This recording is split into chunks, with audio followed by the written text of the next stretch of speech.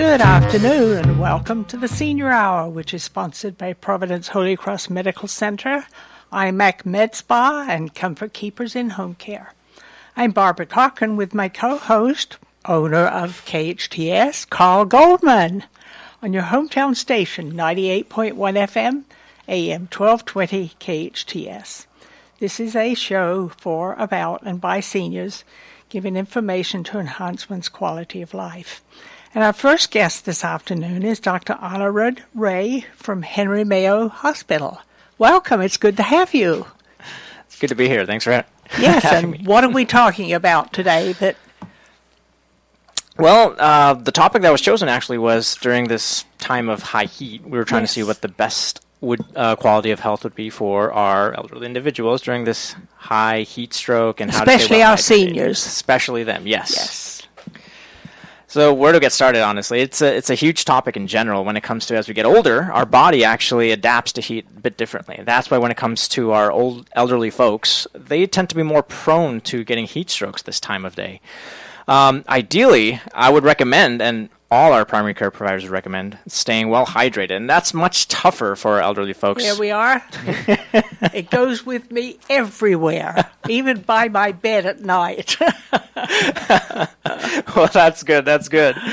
Oh, that's funny. But as we have learned, actually, as we do get older, our thirst reflex does go down. So it's getting harder for our elderly folks to stay well hydrated. It's always nice to be reminded to drink plenty of water. Just because as we do get older, the less amount of water we lose, the more likely we are to get dehydrated. To give you an example, the body is about 60% water. And ideally, if you lose 3 to 2% of it, you're okay. But for our elderly folks, if you lose that much, you will become symptomatic. You will become a little bit dehydrated, and you will definitely know it. So it's important to stay hydrated as much as you can, especially in high heat environments. So if you weigh, let's just say, 160 pounds, is there a formula for how much water you should drink each day? That's a great question. Ideally, yes, there is, but it has a lot of, nuances to it. Just because as we get older, there's other conditions our folks would tend to have, like diabetes, heart failure, kidney problems. With that, there is a certain limitation we want patients to have, ideally. Just because if you do have heart problems, we don't want you drinking too much. And if you have kidney problems, we don't want you drinking too much, depending on that state as well. So it's a bit nuanced, but there is an equation for how much hydration people should have. And to give you a general idea, for human males, it's around 3 liters a day to get pretty much functioning well. For females, about 2.7, give or take. But that number ideally would be a little bit less for elderly folks, just because if they have other conditions associated with them, high blood pressure, diabetes, heart problems, we would be a bit more cautious about how much water they would drink. So 3 liters would be how many glasses? That's a good question. That's around, if I remember, 8 to 10, give or take. Wow, a lot. A lot. For seniors, it's also tricky drinking too much later in the day and at night, because then they're waking up and going to the bathroom quite often, and therefore have problems falling back to sleep. So there's an important balance. Not just falling back to sleep, but falling. Yes, that is something we're always cautious about. As you drink more water, you're going to go to the bathroom more. And if it happens at night, we always tell you, hey, be careful because you might fall. That's right. So is it better to drink the 8 to 10 glasses the first half of the day as opposed to the second half? Yes. Ideally, we want it when you're active, when you're moving. And if you're in environments where you're actually working and getting a lot of sweat out, then a little bit more would be ideal. But yes, if you could at least decrease the water intake prior to sleeping, that would save that trip going to the bathroom.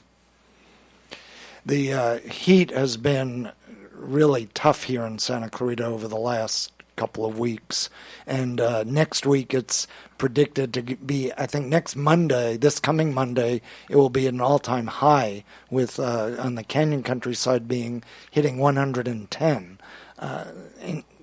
Definitely it's a day to stay inside, but what other advice other than hydrating do you recommend? The other advice I would recommend is staying in a cool environment. Ideally for our elderly folks, around 80 degrees is when you start feeling symptoms of essentially the heat is getting to you, the best way to describe it.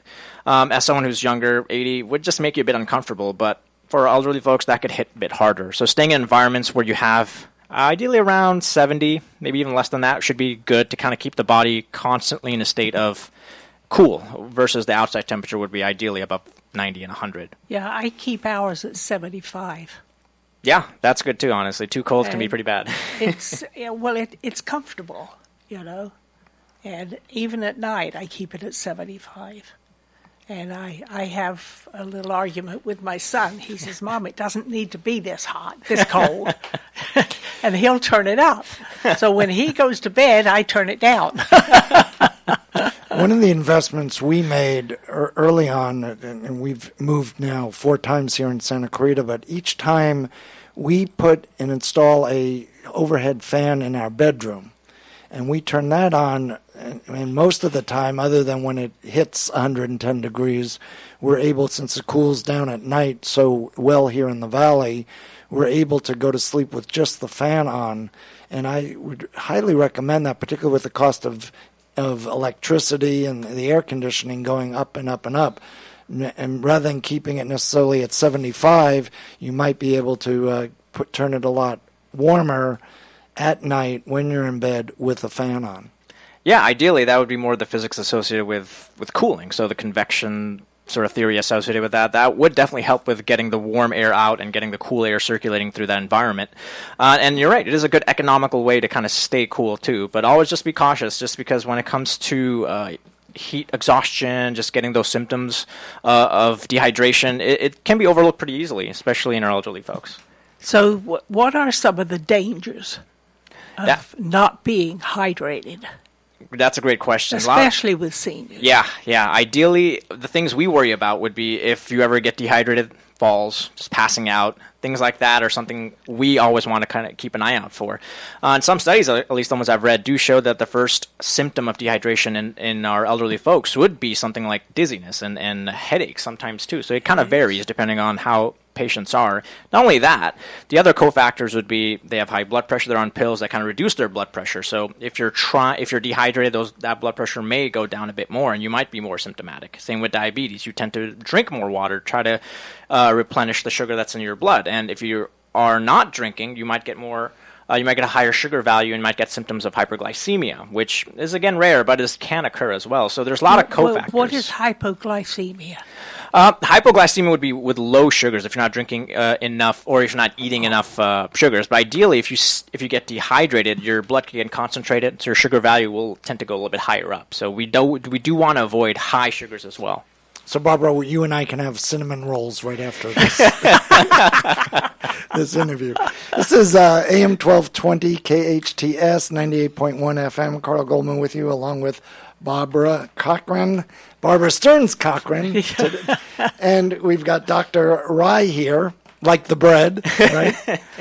From Henry Mayo Hospital, talking about heat and the heat that we have here in Santa Clarita and things we can do to prevent necessarily having problems. I tend to find I get lethargic first if I'm too hot and haven't had enough hydration. So yesterday was Taco Tuesday. We all have had spicy foods. Does that contribute to the combination of spicy foods and heat? Is there a problem with that in the hot weather? That's a good question. I think I'd be more specific saying it's the salt that's associated within those foods that can cause a bit of dehydration as well. But I love spicy food as much as the next person, I'll be honest there. So I won't say do not eat spicy food. I would say eat it with caution, knowing that, you might get a little bit dehydrated because of the salt associated within that food. But I would say enjoy spicy food when you can. So, but seriously, I was kidding with that, but in the heat, when it gets really hot, like I said, next Monday, it's going to be 110. Are there special foods we should stay away from, and are there foods we should be leaning toward on those days other than the salt content? Yeah, that's a good question. Usually hot foods, if you eat, I wouldn't say spicy, but generally high temperature foods, the body will tend to kind of acclimate to that temperature a bit while at the same time cooling it down. So ideally eating more hot foods in a hot environment will tend to maintain that sort of heat within your body. So I would avoid anything overtly hot. So essentially I would say avoid hot soups during these environments just because they'll maintain that temperature within your body. Ideally, ingesting cool foods can help further regulate the internal temperature, especially when it's hot. So ice creams, I would say, is okay. But again, since we have other problems like diabetes, high sugars, you just be cautious about what you ingest in general.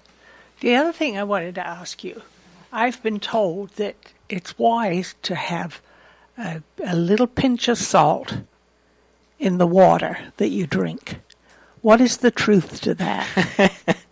I wish I could tell you more about it, but ideally I'm suspecting they mean that as you're sweating, or depending on how much you sweat, you do lose a lot of sodium in that state. And when that happens, you do want to ingest more sodium. But ideally, I see that in people who are actually actively running and sweating like a ton, like marathon runners. We would say, yeah, salt would be good because they're losing it. But when it comes to our elderly folks, it's very rare to have them in a state where they're losing salt in their sweat profusely. The other thing is essentially they could lose it in other ways, like diarrhea, etc. So to add to the foods to avoid would be things that cause diarrhea or fluid loss in that sense. Just because about 2 to 3% loss is all you need to get the symptoms of tiredness and lethargy. So be cautious about how much fluid you're losing and try to supplement as much as you can. So it's easy to lose fluids, but for the elderly it can be a little bit harder to lose salts per se, except when you have diarrhea or if you're vomiting.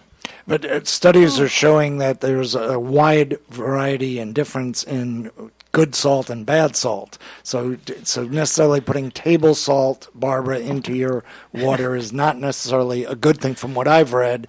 And salts like Himalayan or Celtic salt are much, much better for you. Is that correct? That's a good question. I wish I could tell you more about the actual components of salt in the Himalayas versus the table salt. I could just tell you the formula NaCl, but I'll be honest here. I'll look into it to see if there's more benefit to the Himalayan salt versus the table salt we have here. That's a great question. Well, it's interesting because when my son comes over, he says, "Mom, stay away from sugar foods.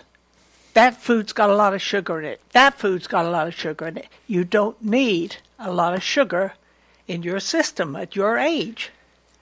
That's a bit mixed, I would say. Yes, you're right. You do not need a ton of sugar at your current age. You do not need much to function. But ideally, your body does need a little bit of sugar within its blood to have normal function in general, and your body does maintain that. But when it comes to ingesting more sugary foods, as we get older, that regulation tends to decrease, so you tend to retain more sugars from time to time. Insulin resistance goes up, so it's harder to kind of manage that in the blood. So I would say don't completely cut out sugars, but I would say eat it to a point where you're feeling at least enough to enjoy it, but not enough to completely cut it out, because I think it's so. Barbara, we won't tell your son Scott that we're going to go have cinnamon rolls later. Well, he'd end up throwing them out. He would. He'd end up throwing them out. But he's always on me about intake. Too much sugar is not good for you. Yeah, actually, now that you brought up that point, sugar itself is, I would say, an osmotic agent, meaning that if you were to ingest a ton of sugar, the rest will go in your urine. And when it goes to your urine, it will drag some water out with you. So there's some form of dehydration, especially if you're diabetic, if you do ingest too much sugars. But your body ideally does need a stable amount of sugar in the blood to function, to talk, to move. Well, I have to have a little bowl of ice cream before I go to bed. It's usually about 9:15. And I have my little bowl of ice cream or my popsicle or something. And I have to wait until he goes into his room before I can get it, because he'll have an absolute fit. "Mom, you don't need that. That's too much sugar." I think, wait a minute. I've lived 86 years. And I've eaten the same thing almost the entire time. And I'm still alive and kicking. I don't have any reason to leave anytime soon, and I don't plan to. So leave me alone. Oh, we go through this constantly. So it's finding that happy balance. One other category of food that I think we've got to talk about is alcohol and the impact of that. And is there any difference in the heat with alcohol, with drinking a glass of wine or beer or any hard liquor? Yeah, that's a great question. Alcohol, by nature, will dehydrate you. So it is something that promotes dehydration. And the way it kind of is metabolized in your body has actually been studied quite well. So we know it to an extent that, yes, I would say limit alcohol intake, especially in hot environments, because it will dehydrate you. Not only that, it also will suppress your appetite quite a bit, so you won't be taking as much nutrition as you want to, ideally. So it is something that we would be cautious about. And ideally, having a healthy, balanced diet in those kind of hot environments is going to be ideal to maintain that function, to keep you essentially walking without any sort of symptoms of dehydration. What about coffee? I have to have 1 or 2 cups of coffee in the morning to get going, and I know coffee also dehydrates you. That's an interesting one. So ideally, By nature, yes. Coffee, caffeine, by the molecule itself, has that nature to cause some what we call diuresis, meaning some essentially dehydration. But the water you drink with the coffee tends to balance that out. So ideally, theoretically, yes, you may become a little bit dehydrated, but the water you ingest with the coffee tends to replenish it to a certain extent. So I would say coffee, to a certain extent, is okay to take, but definitely water is number one. I have 1 cup of coffee in the morning, and I have 1 glass of wine at night. And I'm not going to give those up. I don't care what. Well, we're trying to find out, it's not a question of giving it up, but when it's 110 out, is it better not to do that or to maybe balance it out by drinking more fluid? Yes, so if it's really hot outside, I would avoid fluids that would dehydrate you or hot fluids that would kind of further promote dehydration. So ideally in those environments, cooled ingestion of cool foods or drinks would be ideal, but be cautious. Again, alcohol can dehydrate you, and people doing like their alcohol chilled. Well, I know several of my girlfriends drink several glasses of wine at night, and I'm thinking, wait a minute, if I get up, I don't want to fall. And that's what happens if you have too much to drink, because I've done that before, and I will not do it again. You'll have to have a cold drink, like ice, like a sangria or something like that, to balance that when it's hot. I usually put ice in my alcohol anyway, so it kind of it brings it down, you know. So, but anyway, and is it time to take a break? 2 more minutes. Oh, good. And we're with Dr. Rai here from Henry Mayo Hospital, talking about the heat and ways to combat the heat for seniors particularly, and particularly next week where it's going to again climb really, really high here in Santa Clarita. We have to be extra careful out there. Staying indoors, I'm sure, is as much as possible, but once you're outdoors, is there a recommended amount of time to stay outdoors? That's a good question. Again, that is quite sparse in the literature, at least. But we do know as soon as it gets above 80 degrees, our elderly folks tend to be more sensitive to that kind of change, so they'll be more symptomatic. Whether the time frame it's tough to say, because higher the temperature, the shorter the time frame is required to reach that state. Ideally, I would say if you're outside, wear clothing that will protect you from the UV radiation and the heat to a certain extent. Wear clothing that's not too dark, because dark clothing will absorb more sunlight and cause the heat to go up. Lighter clothes will reflect that a bit more, and plenty of sunscreen. That will protect the rest of your skin, especially when the skin itself is kind of not as strong as it used to be. One of the advantages of living here in Southern California with the heat, as opposed to the southeast in Florida, for instance, is you don't have the humidity that we have here. But so when we go to the southeast, that humidity is just a killer for us because our bodies haven't acclimated to it. Is there an acclimation period where people will adjust to the different temperatures out there? Yeah, that is a great question. Ideally, yes. Humans have this kind of vast experience to adapt to multiple scenarios and situations, and there is a time frame associated with how long you stay in an environment until you adapt to it. Studies have shown that when you're in a high altitude, you tend to adapt to a certain degree as well. And when it comes to humidity and heat, that is a bit dangerous too, just because the humidity itself will kind of mask the overheating symptoms your body will have, just because the environment's so wet. Your body will think it's automatically cooling down. So it is something we can get acclimated to, but it's something that can be a mixed bag in those scenarios. Yeah, I used to live on the East Coast, and the humidity was unbelievable, absolutely unbelievable. It really is. And unfortunately, we have to say goodbye to you, Dr. Rai. This was really, really interesting. I'm glad you enjoyed it. I enjoyed talking about it, too, honestly. It's great. And I'm assuming you'll come back and see us again. I'm hoping. I'm here if you need us. Terrific. Thank you so much. We'll bring the cinnamon rolls next time. Oh, yes, there you go. I'm Barbara Cochran with my co-host, Carl Goldman, on your hometown station, 98.1 FM, AM 1220 KHTS. Welcome back to the Senior Hour. I'm Barbara Cochran with my co-host, Carl Goldman, on your hometown station, 98.1 FM, AM 1220 KHTS. And our guests now are Tim Trorrig from Guardians SCV, along with Dave Narvell.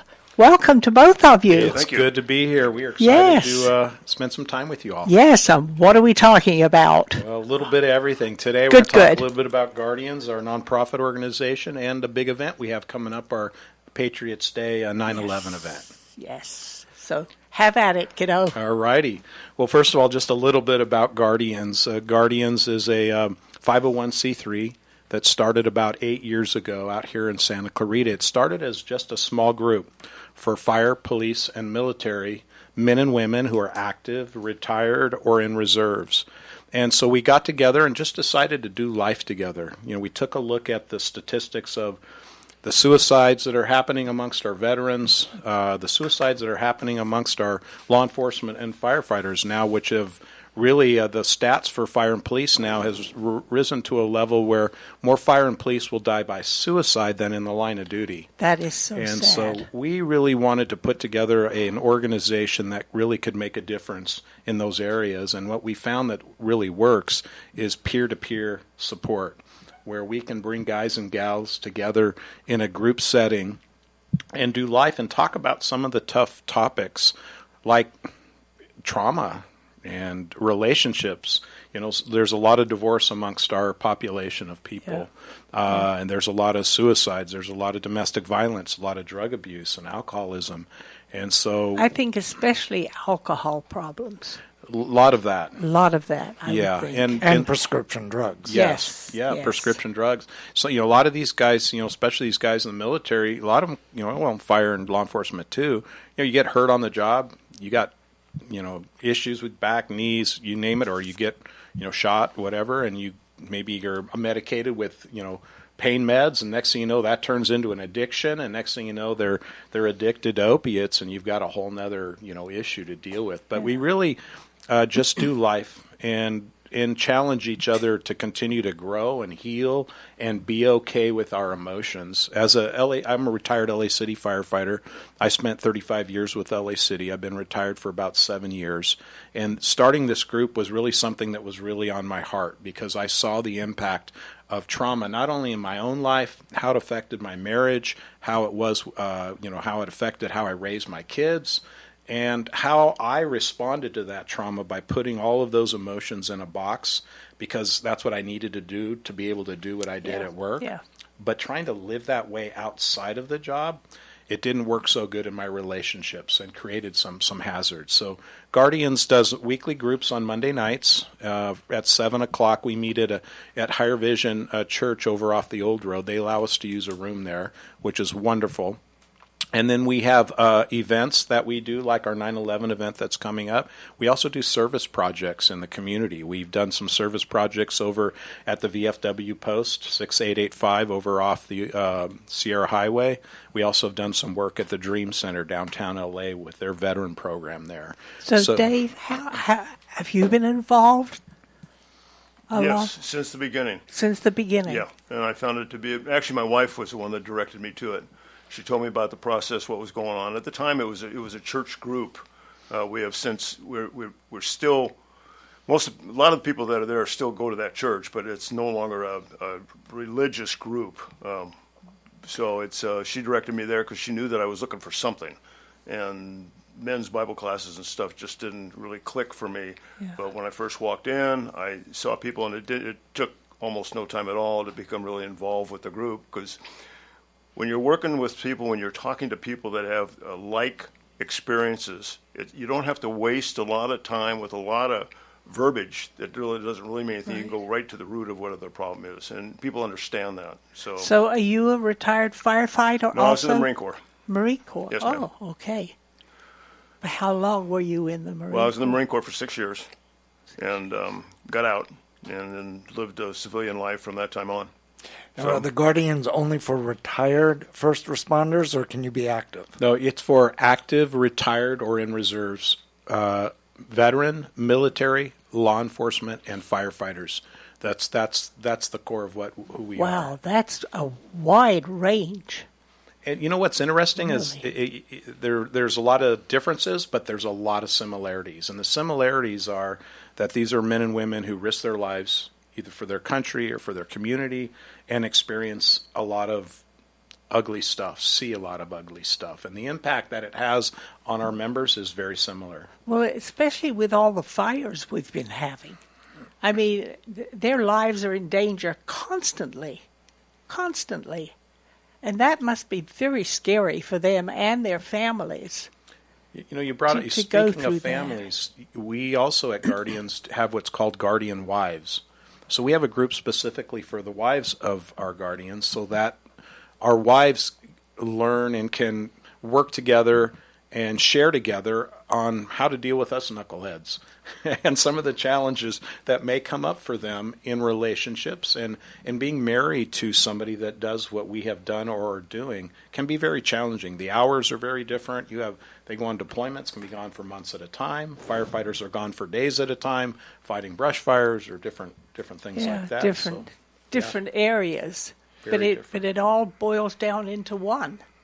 You know? And those on the outside, like I am, who was not a first responder, not military. Our oldest is military. He's in the middle of his 4th deployment right now, and he's leaving behind 2 kids, 8 and 4, and a wife, and alone in Texas. And we talk to them weekly and see them and go back as much as support as possible. But we really see the strain and the pressure that people don't realize what it's like to be a military family when your spouse is away for 9 months, and people think deployments bring the whole family. That is not the case anymore. Yeah. You know, I think a lot of people look at it that the men and women that are making the sacrifice are those that are being deployed, that do the jobs, but their whole family is making a sacrifice. Their dads and moms may not be there for birthdays and Christmas and holidays, so you lose a lot of those really special times with family because you're doing what you've been called to do. And yeah, I think I think to be a wife, to be a family of, especially I think a veteran even more so, because they're gone for so many months at a time, it takes a special kind of person, and there needs to be a lot of support for those special wives that are married to a veteran that goes and does what they do, and being deployed and gone for so long. It's interesting because I always used to try to get Russ to talk about it, and he would never, ever say a thing about what he went through when he was in the war. He said, no, I don't want to talk about it. It's over and done with. Let's leave it alone. But and to add to that, Dave, you mentioned how it's much better to talk to someone who's already also been through it.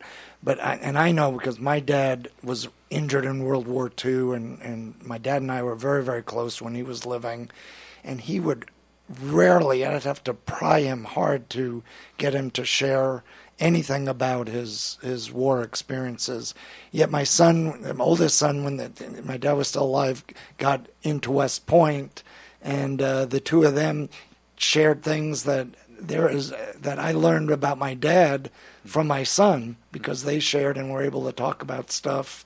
Even though my son hadn't experienced it yet, it was from a perspective of my dad getting him ready to expect it. Yeah, that makes perfectly good sense, because it's hard for people, civilians, we'll say, to understand, because if you're trying to tell them something like that, they think, first of all, maybe you're bragging. Talking about things like that, or it becomes such a horrendous thing that they can't listen to it and they can't understand it. But if you're talking to a fellow veteran, or it doesn't really make any difference, fire, police, because they've all experienced some of the same things, right, they're not going to go there. In fact, a lot of times it becomes this, in a sense, it becomes almost like a joke or a funny thing. It's easier to joke about the issues that you had when you were overseas or in any of those kind of conditions than to just sit down and say, hey, this is what happened. People don't really want to talk about that to anybody other than another veteran. Yeah, been there, done that. Yeah, and we find out that that's really common about not wanting to talk about it in our group, because we'll have some of these men and women say, this is the first time I've ever talked about that. And these are men, some of them who were, have been out of the military since, Vietnam days, and they get an opportunity to actually see it's okay to get in touch with some of those feelings. The problems happen when we take those feelings and we don't deal with them. No Yes, human yes. was meant to see and experience what these men and women have seen overseas or in law or fire. On a regular basis, they're seeing chaos and carnage over and over and over again. So they need to find a healthy outlet. And that's really where Guardians comes in. It becomes a healthy outlet, not only for the camaraderie and connection where they are with like-minded individuals, but where they feel safe enough that they can talk about things and don't feel like somebody's going to judge them. An example, I feel like, take law enforcement. If they go to their superior and say, hey, I'm really struggling emotionally right now. That incident really bothered me, and I have these, the first thing they ask for is their gun and their badge. What police officer is going to want to give up their job and their identity and what they want to do so they don't go for help? They stay isolated and bad things happen. So we're that place where they can go and feel safe and okay. Well, it's interesting because I grew up as a little girl in England during the Second World War, and there were bombs dropping all around me, And it was interesting because for a long time I wouldn't talk about it. I wouldn't talk about it because it would bring back some of those very, very fearful feelings that I had. And then when I went to school here, I was constantly teased because of my British accent.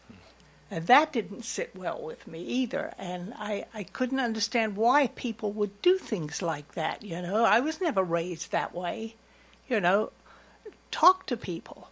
And I'm writing my autobiography now. And I've gotten to 10 and a half years old so far. Well, that has to be pretty therapeutic for you. Well, it has been. It has been. And, of course, my father used to work he was personal valet to King Edward, who abdicated the throne. So I met the past Queen Elizabeth when I was I think it was 4 or 5 years old. She was 14. Wow. And, we lived at the palace, on the outskirts of the palace. But I saw a lot of things when I was a little girl, and my kids said to me, "Mom, you've got to write it down. It's history, and it's our history also." So that's what I'm in the process of doing. That's awesome. And one thing reminds me of something else. That's the good part about it. The peer-to-peer counseling, Tim, that you mentioned, do you train some of the people to handle the peer-to-peer counseling? Yeah, we don't actually call it peer-to-peer counseling. We're not so much counselors as we are facilitators of conversation. Okay. And so we do some training. We have done some training, and we're always looking to learn more and more. And some of what we're doing is very new in the sense that we bring fire, police, and military together at a peer-to-peer level. A lot of therapists and psychologists in these programs on some of these agencies try to deal with the issues that they're facing with their people at this upper level of knowledge that they have because they have all the letters behind their names and everything. But what they're finding out, that's just not enough. There's something missing. And what's missing is the peer-to-peer relational stuff that happens where you get that camaraderie and connection. And somebody like Dave who can say, hey, I experienced that in my life, and here's where I am today. I found out that I could talk about it, or I feel comfortable enough to start to share about it or write about it. Yes. It starts to take some of that pressure out of that box, and it starts to decrease the signs and the symptoms of that of trauma and things that can be in your life from getting triggered and things like that can really affect these men and women for a long, long time unless they start to get that stuff out. I call it process it out, get it away from you. Yeah, we're going to take a break in a minute, but and talk about the 9/11 event in a minute. But Tim, can you give the website right now for sure? It's guardiansscv.org. That's guardiansscv.org, and they can also reach us at 661-347-6307. Barbara, you want to take us into the commercial break? Yes, I do. We really need to take a break. Time is slipping away. I'm Barbara Cochran with my co-host, Carl Goldman, on your hometown station, 98.1 FM, AM 1220 KHTS. Welcome back to the Senior Hour. I'm Barbara Cochran with my co-host, Carl Goldman on your hometown station, 98.1 FM, AM 1220 KHTS. And we're speaking with Tim Torrig and Dave Norvell of Guardians SCV. And we're going to talk about what? 9/11? Our Yes, 9/11 let's Patriots Day event, car show and breakfast. Wow. And it is our biggest event of the year. This is our third year. And it's our third year partnering with KHTS, and we're so happy to have them partner with us because we couldn't do it without them. And also, just to bring up, we recently just got our two title sponsors for this year's event is Porsche of Valencia and BMW of Valencia. So, wonderful. we're so excited to have them on board with us this year. But this is really, it's really an event about remembrance and reflection of what happened on 9/11. I think as a nation, we made a promise that we would never forget. And so we felt like we wanted to have an event in our community here in Santa Clarita that would be that event where we would say we will never forget what happened on that day. So the main part of that event that day is that we have a ceremony. Not only do we have a breakfast that's free and the car show out there in the parking lot with hundreds of classics and exotics, but we have a ceremony where we have we do the national anthem, Pledge of Allegiance. We got an amazing guy that sings our national anthem, Terrell Edwards. You may all know him. Yes. And he did it last year, and he does it without any music, and it made me cry. I could hardly talk afterwards because he did a beautiful job. We'll be singing our national anthem this year. We have the Young Marines of Santa Clarita that do our color Color guard. do the color guard display for us, and we have special speakers. We got Mike Garcia supposed to be there this year, our mayor Jason Gibbs, and others that come out and really are a part of this day of remembering, what happened on the day, the many, many, many lives that were lost on that day, and the many, many lives that have been lost since then. Many of the first responders that were involved in that, and people that were involved in helping their contracted diseases and things that they've died since, and a lot of men and women chose after that event to go to war, to get involved in the military and go make a difference for their country. So we'll have opportunity drawings there as well. We might be having a silent auction. I'm not sure what exactly we have set up with that yet, but the breakfast is not just your little pancake and breakfast sausage. We do the full boat. We have the big sausages and eggs and everything, and it's really a wonderful time for everybody in our community to come out with their families, see some amazing vehicles and cars, fire trucks, law enforcement vehicles, military vehicles, and all kinds of custom cars and things that will be out there. So we really encourage everybody to come out on September 9th from 8 a.m. to 12 p.m. at 28776 The Old Road in Valencia. It's in the parking lot where LA Police Gear and Higher Vision Church is located, and we'll be set up there at 8 a.m. in the morning till 12 noon. There will be some things for the kids there and some really amazing vehicles and things to see. So it's our big fundraiser too. Everything's donation based. If people want to come and donate, that's great. But we really see it as an opportunity for our community to come together and remember 9/11. And that's the old road just south of the 126. That's correct. Just south and just north of the CHP station there on the old road. You mentioned the impact of 9/11, and our son, the West Pointer, was in 8th grade at the time. And back then, Santa Clarita had one ROTC program over at Valencia High. There were 30 kids in that program before 9/11. Oh, wow. Ryan's class, which is the 8th grade from all over the valley, 160 entered. Wow. Unbelievable. Wow. Total different generation. Yeah, well, this year we will have recruiters from all branches of the military there this year, as well as veterans. Veterans Collaborative will be there. Veterans Collaborative. So we've got some support organizations there too that they'll be able to see and talk to. And then the Guardians That's website again? Is guardiansscv.org. Terrific. Okay. Well, Tim and Dave, this has been a terrific time. It ended too quickly. It goes fast, It always doesn't it? doesn't it? You've been listening to the Senior Hour on your hometown station, 98.1 FM, AM 1220 KHTS. And we're sponsored by Comfort Keepers in Home Care, Providence Holy Cross Medical Center, and IMAC Med Spa. Now go and enhance your quality of life. I lead California.